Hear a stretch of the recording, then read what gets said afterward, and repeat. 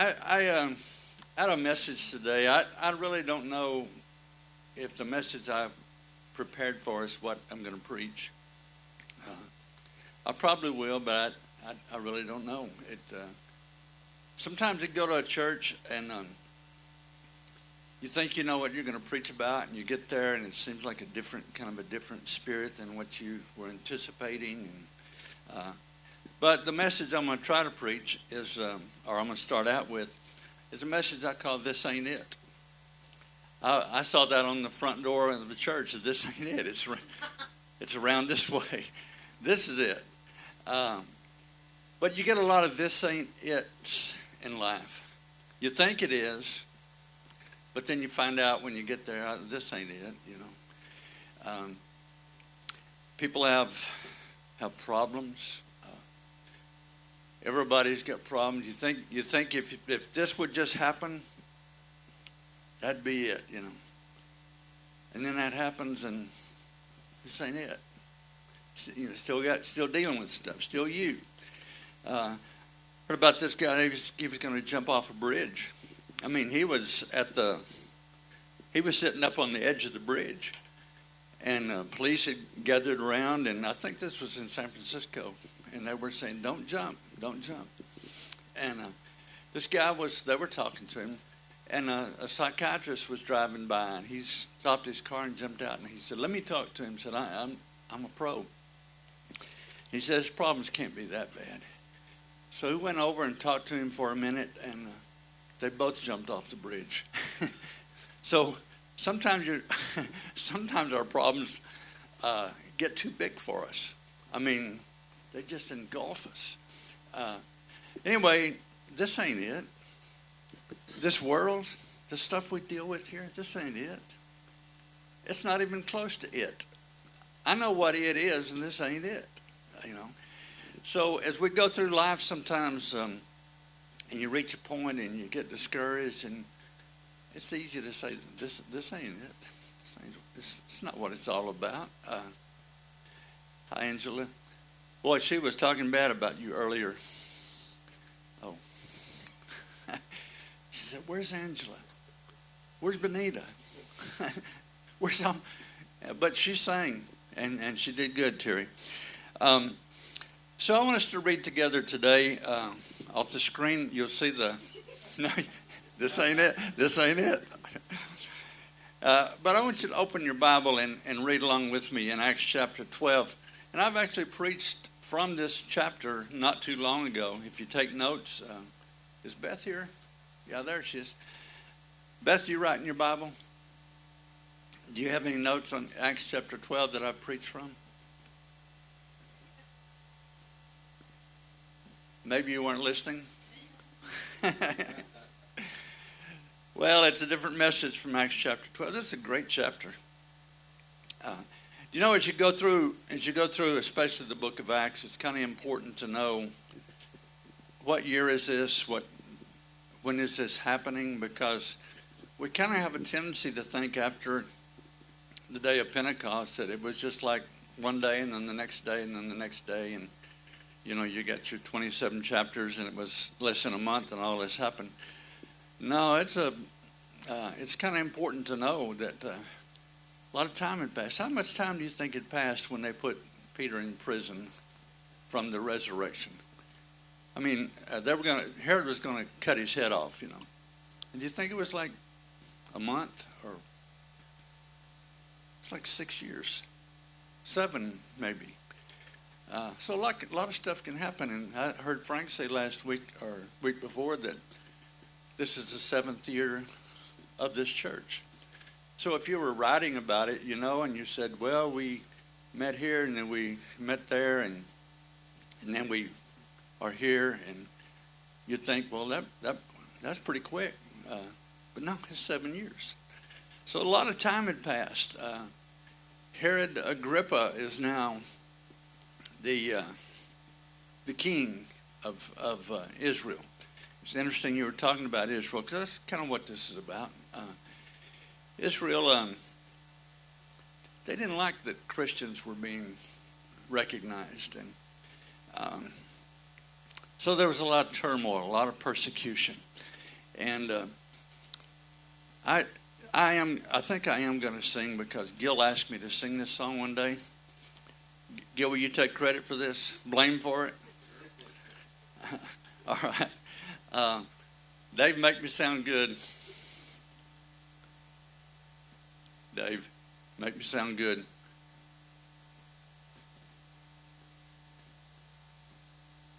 Okay, we have a 5-second deal in. If it doesn't happen, then we're going back to preaching. 4, 3. You know what, Dave? That's an MP3. Would that? Oh, okay. Don't worry about it. Gil, I'll sing on the 28th. Gil honestly asked me if I would sing this song. Is that true, Gil? Okay. So, Ronnie has asked me to sing it before. Devil's in the phone booth.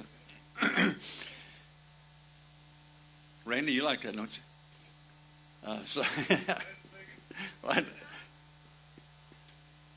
No, Terry, don't help him. Did anybody get a text from Pastor Frank Harbor? There was a little video of him making a hole-in-one. Can you believe that? He sends out text for everybody to see that he made a hole-in-one. And I'm gonna have to really watch that because now we're even. I would hold that over his head. He's saying, he'd shoot 70, I'd shoot 90, and I said, yeah, but I got a hole-in-one on my record. Now he does. So I don't know what I'm going to tell him now. Is probably tell him that he's 30 years younger than me. I told Mark that one day. I said, look at my swing and look at Frank's swing and tell me what's the difference. He said 150 yards. I said, no, 30 years. He said 5 yards a year. Anyway, I'm glad Frank made a hole-in-one. I want us to read from Acts chapter 12. This is, again, quite a while after the resurrection and after they had received their commission to go. But this is Herod Agrippa that we're going to read about, not King Herod, but actually his grandson. And interesting, we'll be talking about it, but he died with the same disease his great-grandfather had, supposedly. But read with me beginning in verse 1. And we're going to read all the way through verse 23. So try to kind of get a picture of this as we read. Now, about that time, Herod the king stretched forth his hands to vex certain of the church. And he killed James, the brother of John, with the sword. Chopped his head off with the sword. His great-grandfather had done that to John the Baptist.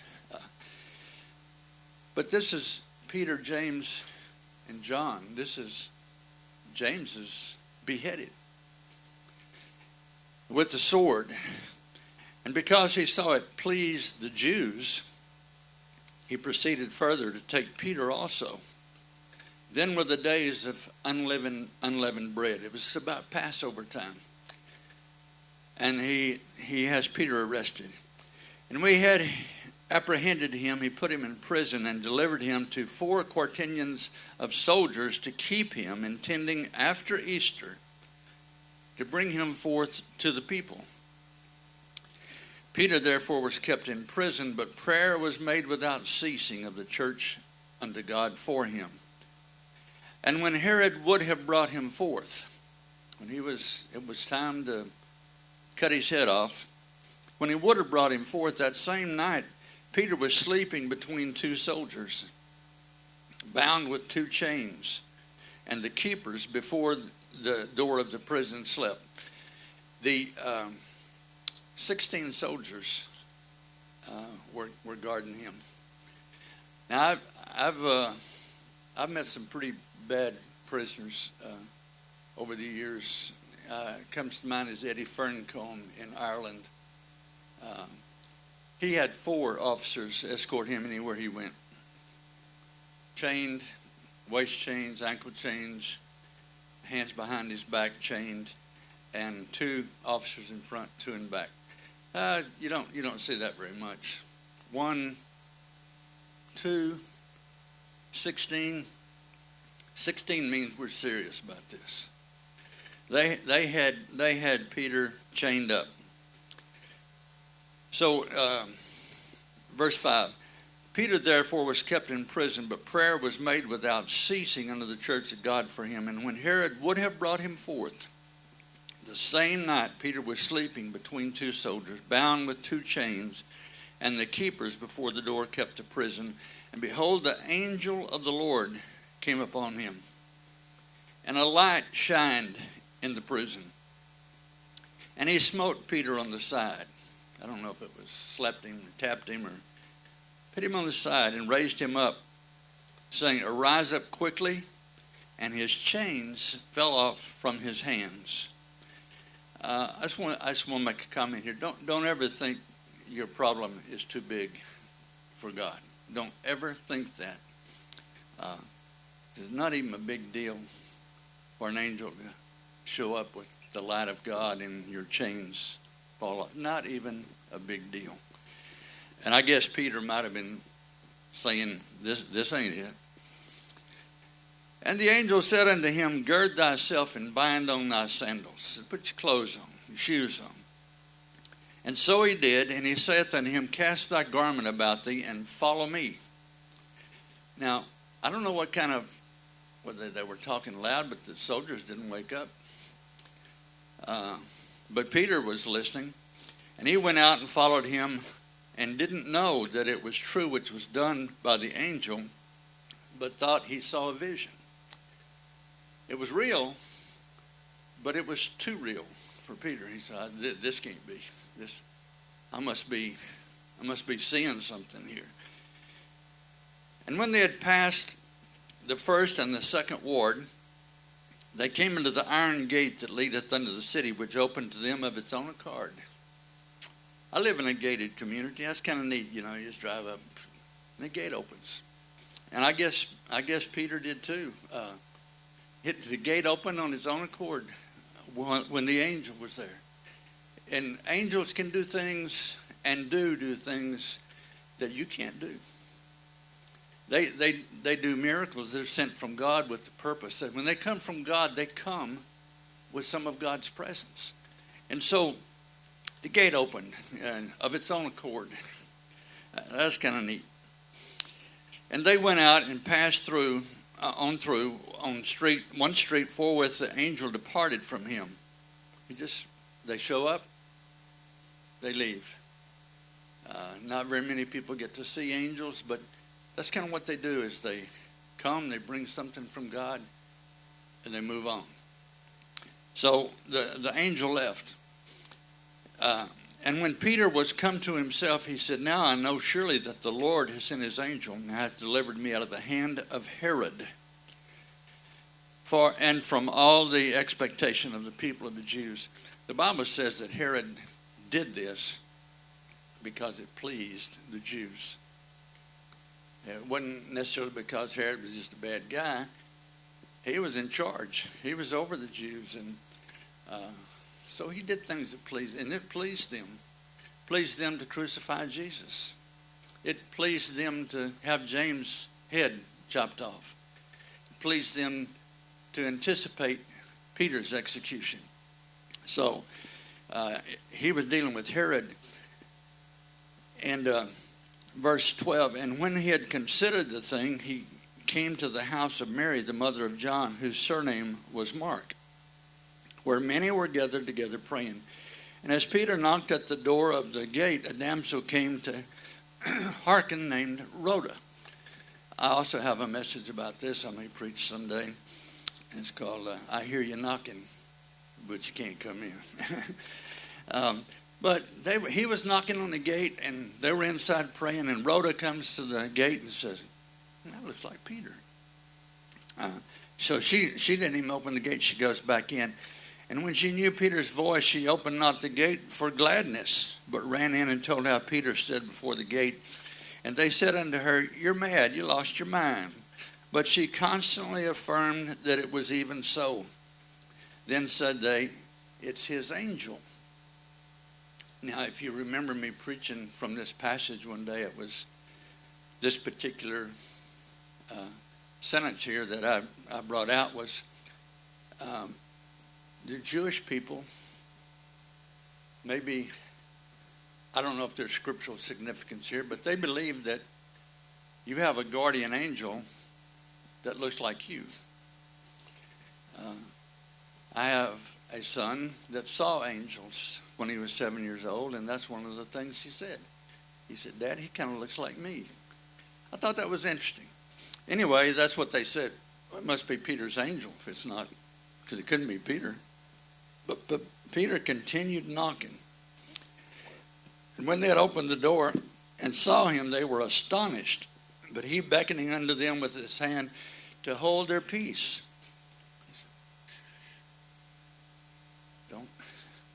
Don't make too much noise. They're still looking for me.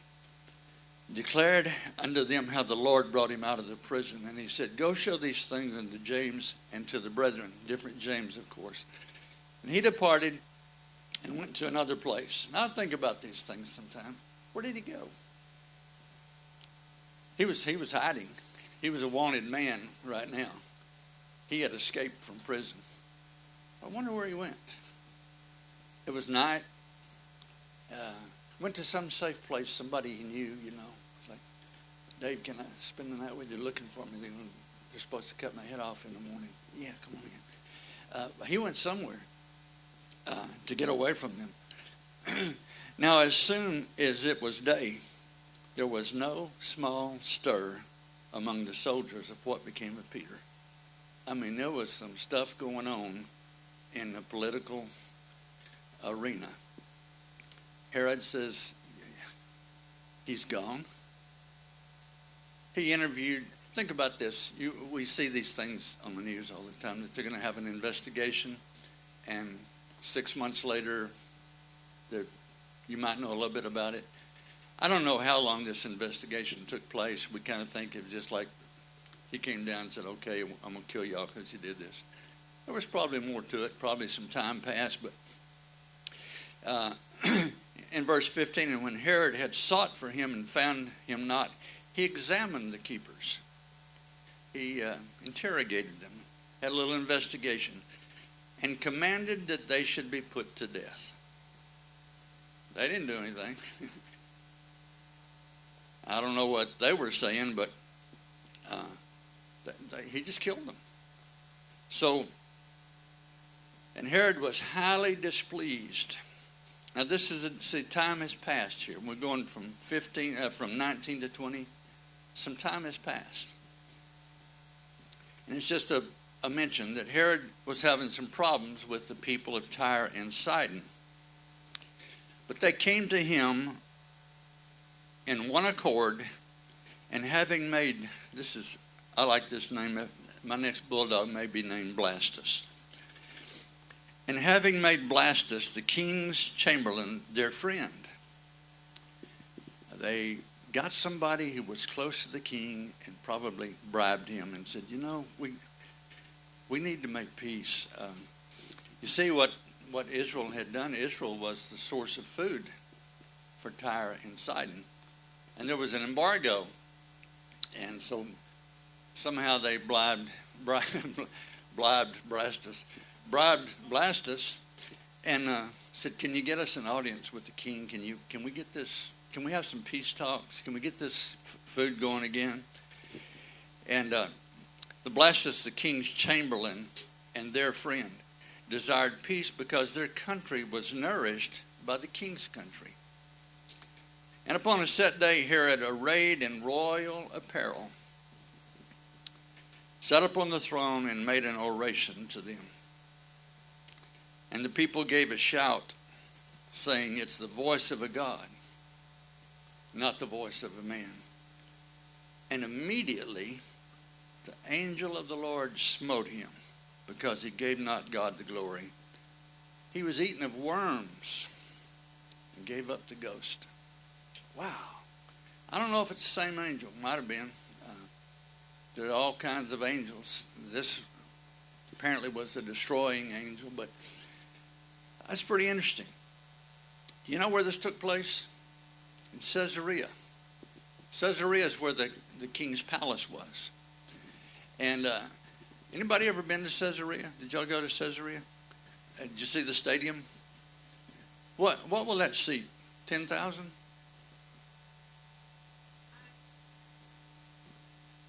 But it's pretty big, isn't it? I see a lot of people. Most likely, that's where he was giving his speech.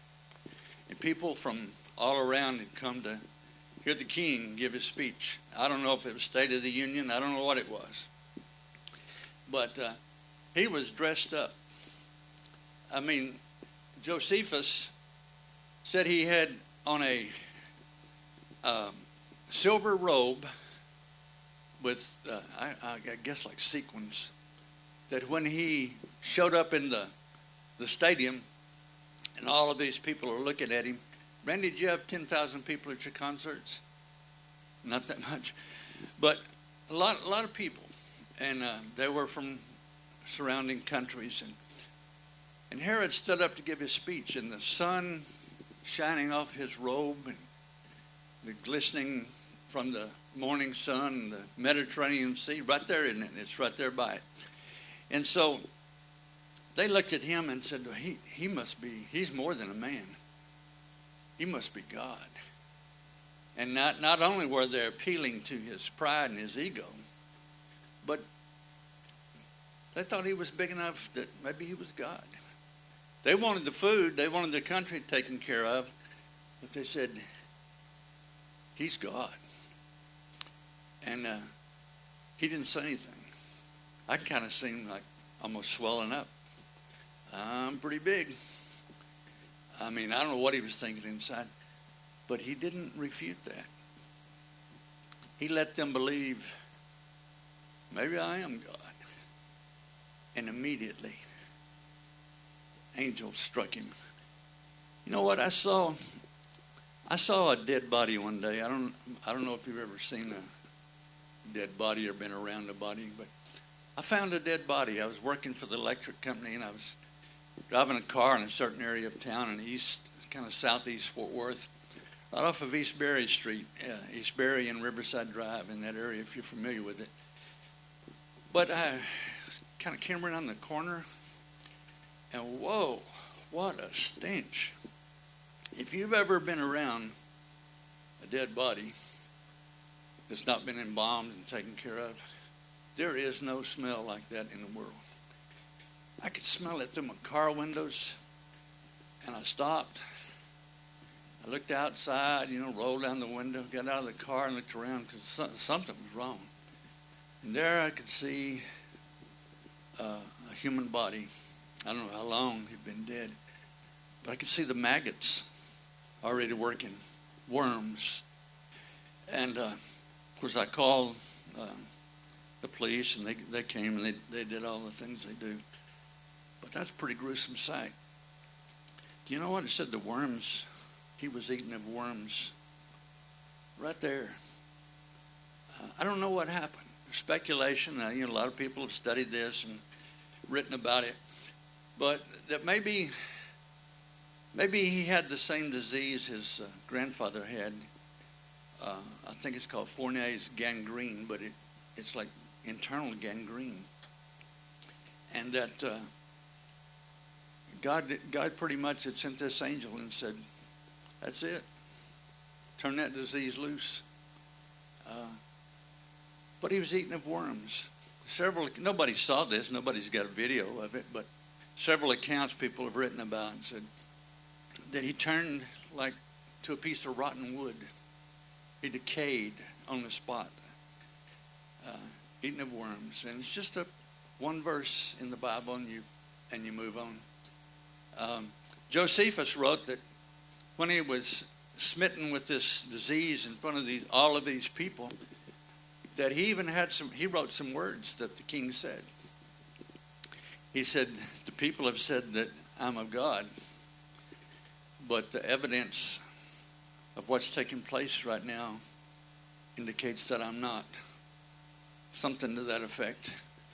And they took him into the king's chamber, and He died 5 days later. That's what historians record. So immediately, that's pretty quick. But what an end to a story. But this ain't it. You know, being dressed in royal clothes and sitting on a throne, it's still just a chair. I mean, I don't care how you decorate it and what it looks like on its appearance, it's still just a chair, you know. Where you're sitting right now could be, just feel like a throne, one. Just feel like a chair. Yeah. He was on the throne and he had all this attention, but it was just a chair. That's all it was.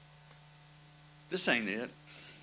You know, people think if I could just dress, if I could get me some, if people would look at me if I had on all this stuff.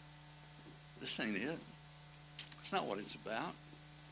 I saw the other day, I was driving through Colleyville, I think coming back from the office to my home, I saw a yellow Lamborghini.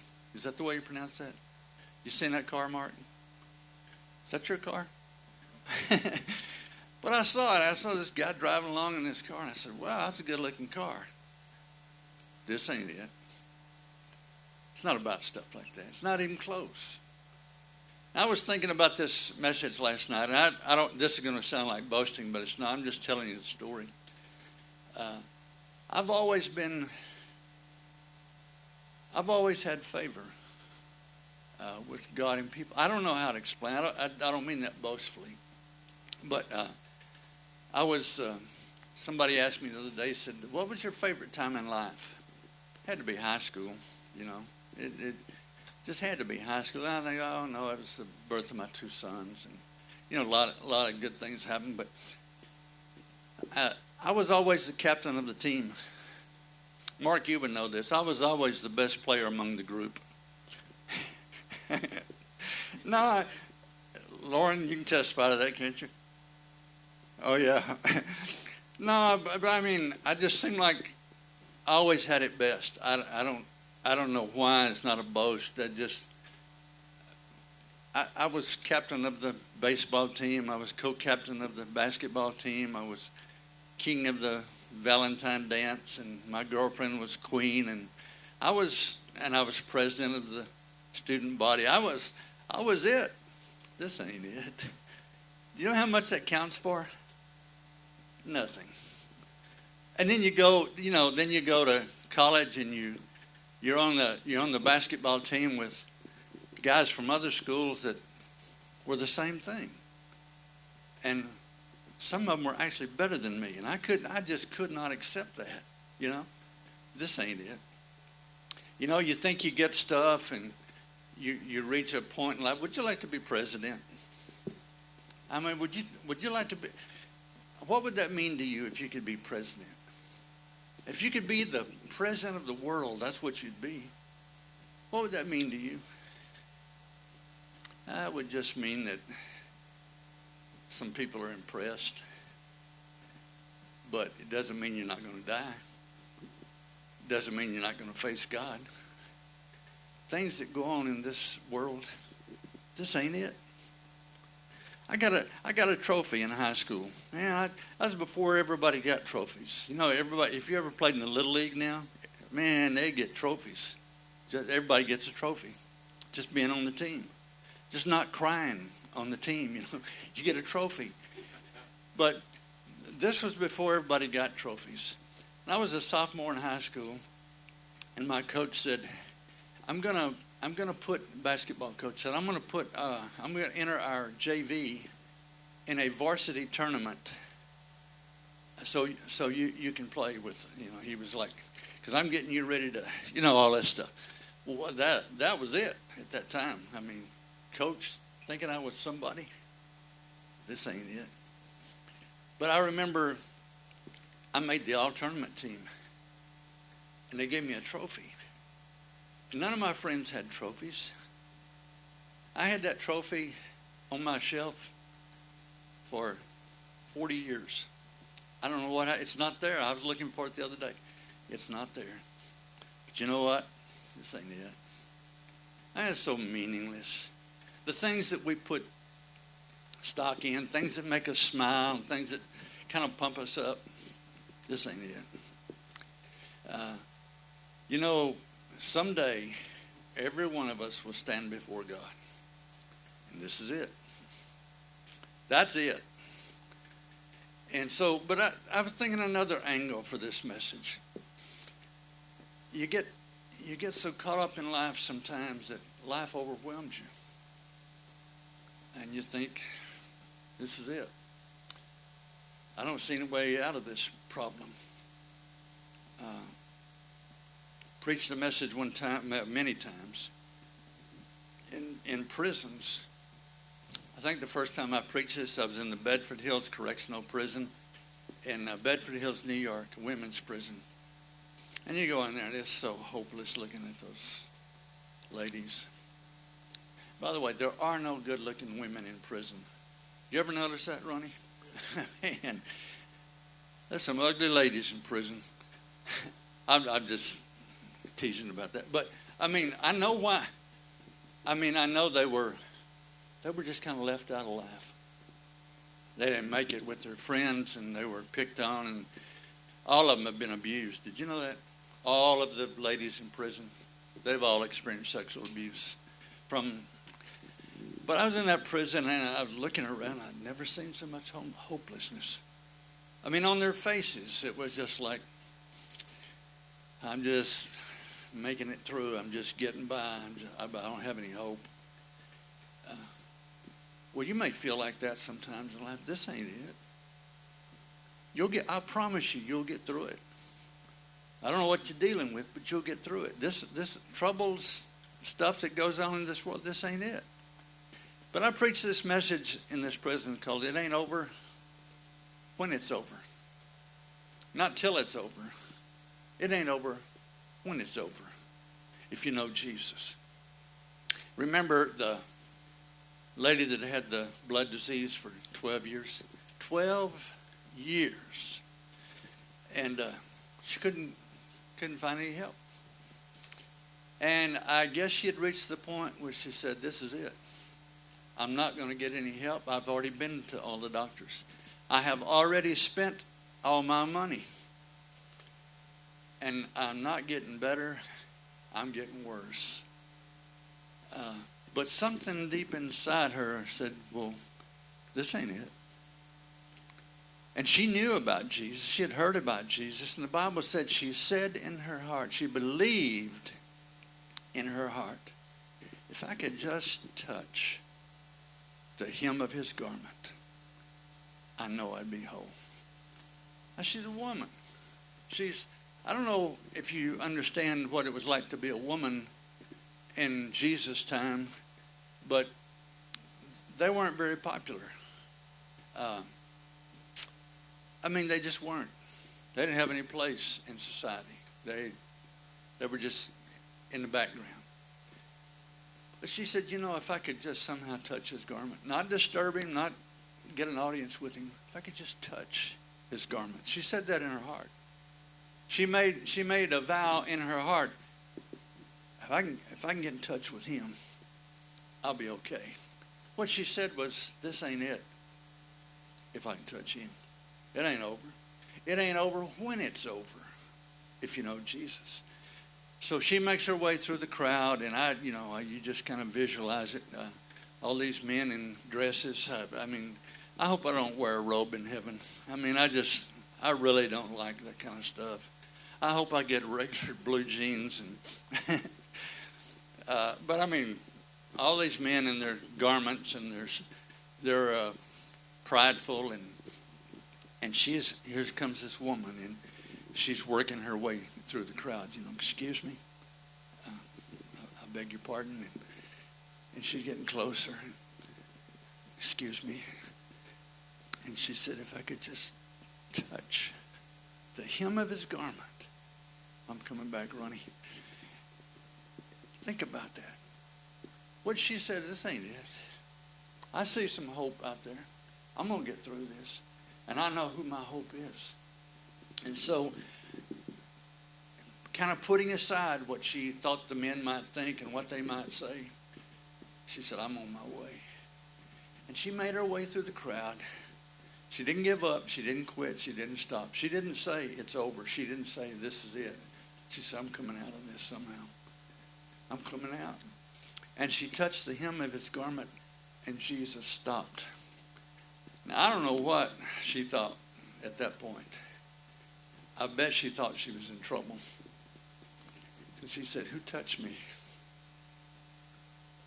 You know why he said that? Because he felt the virtue leave him. Her faith drew something from Jesus to her. And he stopped and he said, who touched me? And I can just kind of see the disciples, like, well, it wasn't me. All these people here, Lord, it could have been anybody. I didn't do it. He said, no, it wasn't that kind of touch. He said, I felt virtue come out of me. I felt healing power leave me. Faith pulled it out of me. And there's the woman, maybe on her knees before him. She said, I did it. I touched you. And he said, woman, your faith has made you whole. That's what he said. Your faith has made you whole. This ain't it. Hey, don't read any more about this lady. I don't know whether she got up and ran home and said, it's gone, it's gone. I don't know what she did. I'm pretty sure everywhere she went, people that knew her, said, man, what's happened to you?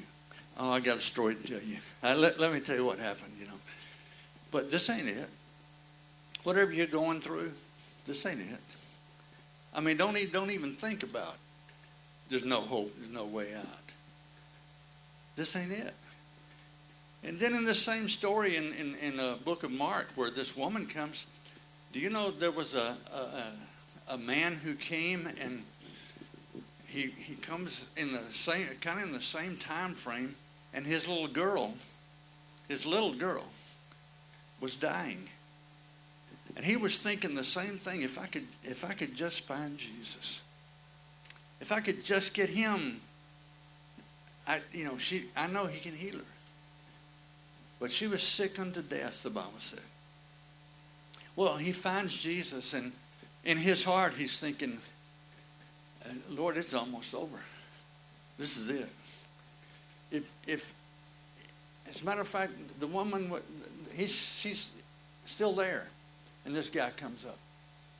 And he said, Lord, my little girl is about to die.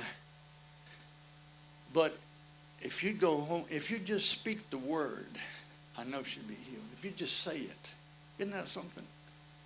That God can just speak and somebody can be healed.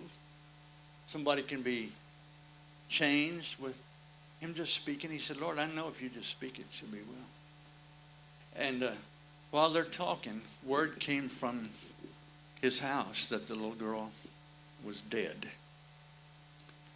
He heard it. Jesus heard it. Said, it's too late. She's dead. It's over. But see, if you know Jesus, it's not over when it's over. He's bigger than whatever. Doesn't matter. Death. I can see him putting his arm around this guy and saying, I'll go home with you. We're going to fix this. You're going to be all right, and she's going to be all right. And sometimes you have to grasp that kind of faith. I'm going to get through this. I know I am. And I'm getting through it with God's help. And he can speak from a distance. I told y'all about the little boy that was from Seattle. Came to one of our meetings. By the way, we're going to have a night of ministry at our church. This ain't it back here. We're going to have a night of ministry at our church on the 14th of September. And it'll be a Saturday night. And I would be really disappointed if everybody in our church is not there for that night of ministry. People will come from other places. But anyway, this little boy comes from Seattle, and he's full of demons. His mom and dad bring him to the service. He's 9 years old. A genius. I'm talking about, just me and him are out there. No, I mean, he is so smart. He's probably going to be a rocket scientist. But he was nonverbal. He could not speak, would not speak, did not speak for the first 5 years of his life. And his mom and dad were they were thinking, this is it. If we can't get some help here, we're going to have to institutionalize him. Now, he's 9 years old now, and he's working Mensa puzzles while he's waiting. But the little boy was healed. Mom and dad thought it's over. He was diagnosed with Asperger's syndrome with autistic tendencies. But he sent me a letter, this 9-year-old boy sent me a letter a few days ago. And he starts, his printing. He said, Brother Don, I just want to tell you I'm okay. And I know how to throw a football. And he's giving me the tips on how to throw a football. He said, you let it roll off your fingers. You kind of have to put the right touch on it. Let it roll off your fingers. And he said, by the way, I'm not in special need classes anymore. I'm in regular school. His parents had said, this is it. I guess he thought, one of the things he told me when I was first talking to him, he said, I'm normal. I said, I know it. But apparently he'd been told that or he had heard that conversation. But as his first defense, I'm normal. Of course he's normal. But somehow through generational curse, I don't know how those things happen. All I know is he's healed today. Genuinely healed today. It ain't over when it's over. And so Jesus said, let's go to your house. And they go back to this ruler's house. And a little girl, I think the Bible says she's 12 years old, was laying on the couch, the bed, and she was dead. The coroner had already been there. Doctors had already been there. They had already declared she's dead. There were professional mourners. If you read about the Jewish culture, that's what they do. They just saw somebody's dead. Oh, they were mourning. And Jesus and Peter, James, and John came in. That's interesting too. When you need some help, when you need the Holy Spirit and God's supernatural power, you need to surround yourself with people who know how to pray, people who know how to believe. And so he ran the doubters off. He told all those people, he said, you're going to have to leave. He said, oh, she's dead. You can't help her. She's dead. He said, y'all going to have to go. But he took with him Peter, James, and John. People who believed in him, people who supported him, people who loved him, people who knew how to pray. He said, y'all come back here with me. They go back to the place for the little girl. He said, you know what he did? He just spoke. He said, little girl, I say unto you, arise. It ain't over. This ain't it. And she sat up. I mean, do you know I preached my funeral the other day?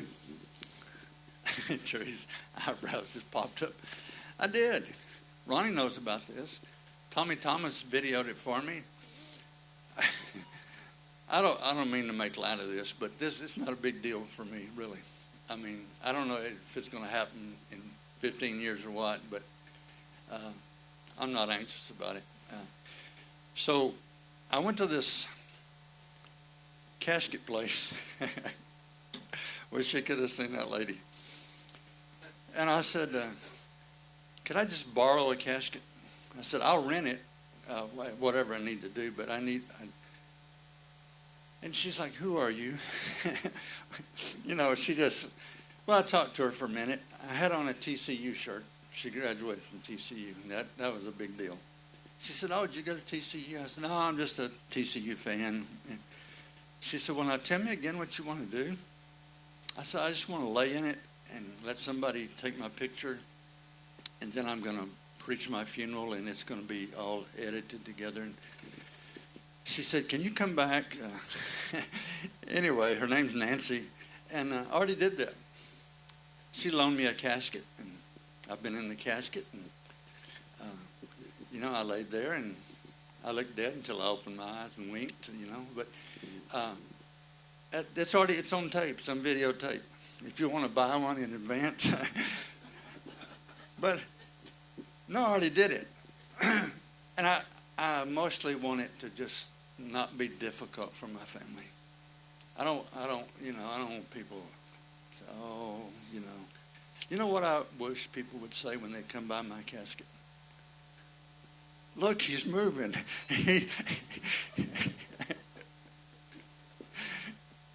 No. Actually, I said that in the funeral message. But it's already done. I mean, I've already preached it. It's Terry's just cracking up here. But I'm not nervous about that. This little girl was dead. And Jesus said, little girl, I say unto you, arise. And she sat up. Now, I did that in the casket. I sat up and said, wait a minute. Peggy always said I'd get the last word, and I want to preach my own funeral. It's not a comedy. It's just, I don't want people moaning. I don't want people coming by the graveside and saying, oh, poor Don, It's not poor. This ain't it. I mean, if this was it, but this ain't it. I know what it is. This ain't it. And the turmoil that you may be in right now, this ain't it. You're going to get through it. God's going to show you. Hi, Ronnie. No. Ronnie's showing me there's 5 minutes left on the tape, and I said, hi. I was waving at him. And you know what else? Sometimes we take life too serious. We take ourselves too serious. And Herod took himself too serious. I mean, he thought, I'm King Herod. I'll make decisions. I'll cut your head off just because it pleases the Jews. Do you know if you read the Jewish history of King Herod, they think he was a great guy. From their vantage point, he did the things that pleased the Jews. He was trying to stop Christianity. But you read the Bible, he stepped a little bit too far. He went a little bit too far. So being arrayed in fine clothes and driving a Zambard, what was that called, Lamborghini. I saw that guy. I thought, I wonder if he knows what people think about him. What do you think when you see something like that? I'm going to key that car first chance I get. Some people think like that. They do, They're not happy for the guy. You know what I'm talking about. But this ain't it. And if you came in here today with some hopeless feelings, you're going to get through it. And if you read the book of Acts or any of the Bible and you see that all these things took place, it didn't take place in 45 minutes. 7 years. Time goes by, and so you're going to get through it. You're going to make it. God's going to put somebody in your life, in your path, and you don't know how it's going to happen. It just will. I'll tell you this, and we'll close. I don't know if you noticed, but there's no clocks in here, not anywhere. But Ronnie's giving me signals. Tape's about to run out. That's okay, Ronnie. But I want to tell you a story. This could be the story of my life, especially my ministry. God does stuff for me that I couldn't figure out how to do it in a million years. Somebody asked me the other day in my office, said, can you tell me how you got to meet David Berkowitz and Mark David Chapman and Ted Bundy and all of these, and Carla Faye Tucker? And can you tell me, how did you do that? I'm like, I don't know. God put these people in my life. You couldn't round up that crew in a million years. But they were just there. And opened so many doors and got so much attention in prisons. And guys would say, oh, this guy knows David Bill, And people would come to church. But this ain't it. But I was looking on this bookshelf behind me. I was looking at it a while ago, and I didn't see my books in there. I think they're in there, but I didn't see them. But I got to thinking about, where are they, Mark? They've been checked out, right? Okay. So anyway, I was thinking, how can I write a book? Most of y'all know me. I'm just a regular guy. I'm not what you call an author. But I am. I am now. But I went to the golf course one day, Bear Creek Golf Course, and Mark and Lauren weren't with me, but probably Carter and Keith. And anyway, we were leaving the golf course. We were putting our clubs head for the car. And up walks Dr. Frank Harbor, Marcus Lim, and Steve Strang. Steve Strang is owner of the second largest Christian publishing place in the world. I didn't know that. But he walks up, and instead of Frank saying, "Hey, Don, I'd like you to meet Steve Strang," he said, "Hey, Steve, I'd like for you to meet Don Dickerman. He's got the most unique, fantastic ministry." That's what Frank said. So Steve's asking me about it, and I said, "Yeah." He said, "Do you have a card?" I said, "No, I don't carry cards. I found out if you give people a card, they'll call you. And I don't carry cards." But he said, "Will you send me the books you've written?" He said, "I know 1,000 preachers that need this message." I said, "Yeah, I do too. But I don't know any that want it, He said, "Send me your books." Anyway, I was thinking, their offices are in Orlando, right outside of Orlando. I sent him a couple of books I'd written, but I wasn't expecting to hear back from him, or it's kind of. But I got an email from him. He said, "We want to publish these books and market them worldwide." I'm like, how did that happen? I couldn't call Steve Strang on the phone and say, "You know what? I got the most unique ministry." But it happened. You don't know who God will put in your path.